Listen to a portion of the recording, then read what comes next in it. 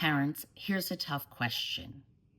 What if your teenager grew up to be completely different than you? Different interests, personality, beliefs. Would you still be close with them? That's the question we're going to talk about today. How to stay connected even when your young adult is turning out to be completely different than you or what you expected. If we're really being honest with ourselves as a parent, we all at some point formed an image of what we thought our child would grow up to look like, what they would do, what aspirations, what interests they would have. Many of us as parents hoped probably that they would have the same interests and likes that you do. You could keep the connection and have things in common to talk about. That is not always the case.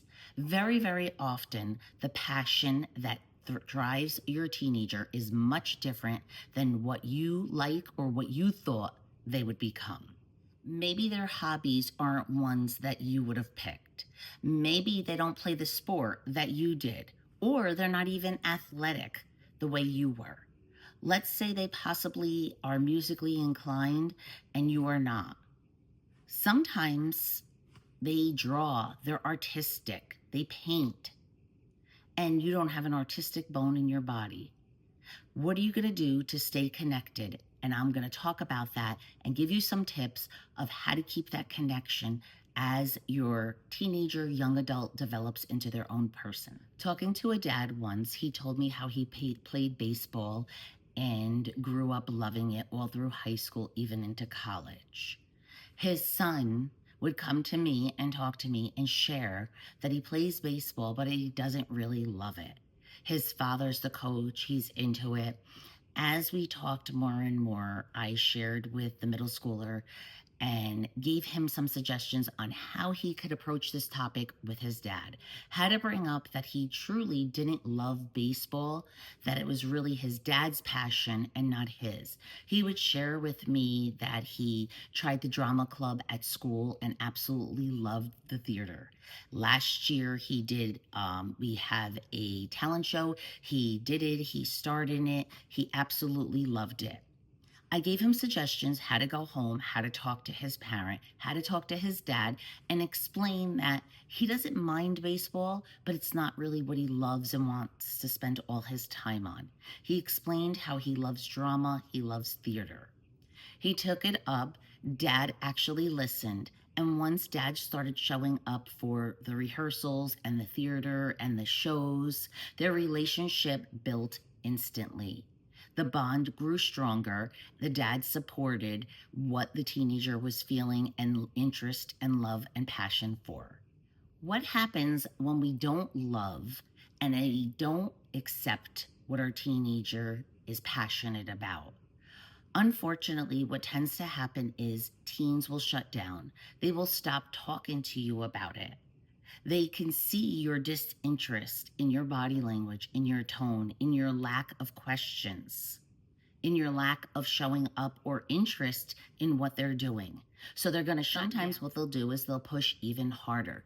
They'll push harder into what they love. It's not rebellion, and you're going to take it as rebellion. It's actually what they love and going after what they want. Isn't that really a parent's dream, for our children to be happy, for our teens to find their dream, fall in love with it, and chase it? Isn't that what life is about? Chasing your dreams and going after it? So as a parent, they're not rebelling, they're going after their dreams. How to stay connected when they're different. Let's talk about that. How do we foster something that we don't like? So instead of choosing control, choose curiosity. Learn about the passion. Ask questions open-ended. Ask them something like, I notice you're really into theater and drama. I'd love to understand more about it. Tell me what you love about it. I really never liked it.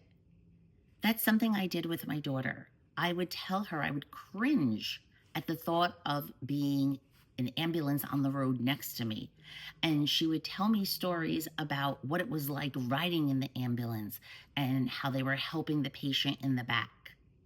In my last video, I talk about the passion and fostering her love for medical when it was definitely not mine. Spend time in their worlds. Another way to foster this. See what's going on. Be present. Show up at that theater. Ask them the questions of what this brings to life for you. Tell me about it. Tell me something I don't know. Very often, as a parent, sometimes we compare siblings. It's really hard not to, but think about it. Each of your children are individuals. They have individual interests and likes. I have twin boys. You would think, okay, twins. And they do so much together. They've wrestled since they're 5 and their interests are the same, but their personalities are so different. One is more outgoing, the other compliments in a different way. You have to learn to see and look, really look at who they are and who they're becoming. Don't compare them to their siblings. Well, your younger brother did this. Why aren't you doing that? Oh, don't you want to follow in their footsteps? Instead, try things like, oh, this is what you really like to do? I'd love to come and be part of it. Share that world with me. Tell them what a great job they're doing that is so different than their brother or their sister, whether older or younger. Validate their personality. Don't tell them things like, why aren't you more outgoing? Sometimes we don't even realize we're doing this. So be conscious of your words. Be conscious of the conversations you're having with your teenager, especially when you're talking about their interests and their likes and who they are becoming. I see saying things like, I see you're seeing the world differently. I love it. I see this is who you are, and I really appreciate it. I love that you chose wrestling and not baseball like your brother did. Now I get to learn about 2 different sports. A favorite line I love to use and also share with my parents, especially when they're going through situations like this, is tell your teenagers, tell your young adults, you don't need to be like me for me to be close to you. Let them really listen and let that sink in. What you're telling them is who they are is perfect for you. Who they are becoming is acceptable and not judgmental. Let go of the vision you had of them. Hold on to and foster what's in front of you and what you see. It might be hard, but take a moment, figure out within yourself of how to do that. I'm here to help. If that's something you'd love to work on, reach out. We can have a free discovery call. I have so many different packages. We could work together, especially in the new year, to build stronger and better relationships with your teen. Check out some of my other videos and playlists where I talk about communication and strengthening and building that, how to approach those tough conversations. A takeaway message from this video today, parents. Differences don't weaken connection. Misunderstanding does. See your teenager for who they are.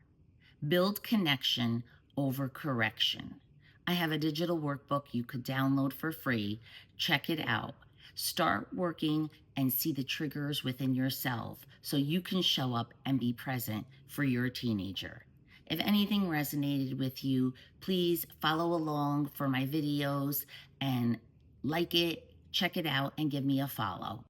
Follow along for my next video where I talk about parenting from compassion and not control.